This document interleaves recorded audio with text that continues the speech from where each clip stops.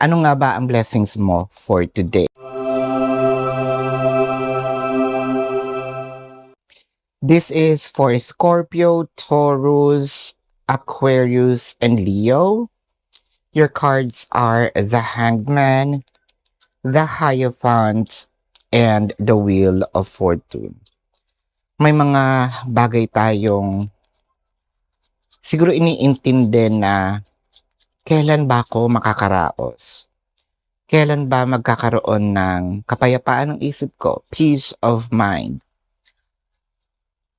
Siguro hindi tayo nakakatulog no, ng maayos, sleepless nights, balisa. Whether this is balisa tayo sa romantic life, balisa tayo sa takbo no, or harmony ng family natin, balisa tayo dahil hindi natin alam kung kailan tayo makakakuha ng magandang trabaho or magkakaroon ng break para hindi na tayo mag-isip ano bang kakainin ko kinabukasan, paano ako makakabayad ng bills. Ang nakikita natin dito, parang yung kapayapaan ng isip medyo parating na no, sa inyo. Nakikita natin ang mga pagbabago, positibong pagbabago. Nakakakita rin tayo na merong isa ditong tao na maaaring mag-reach out or tumulong sa'yo para makita mo or para ituro no, ang path towards your abundance, the Wheel of Fortune. Marami tayong mga ginawang pinagsisihan din natin. Feeling ko, yun man yung karma natin pero napagbayaran na natin, no? There is a Wheel of Fortune who's going to change everything.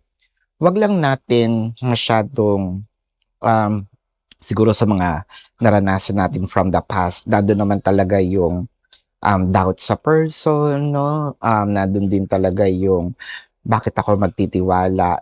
I think that this is the time for you to open yourself to some people, not to many people, pero meron talaga ding mga taong mangilan-ngilan, no, na meron ding magandang hangarin. Itong taong to ang lalapit sa iyo para makatulong ibsan ang iyong problema, no? Especially kapag nandito sa financial, I think that itong taong to is talagang magiging way for you to get out of that burdensome situation. So this is your reading. Maraming salamat.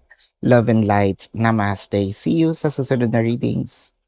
Goodbye. My name is Daphne, but spirit calls me back.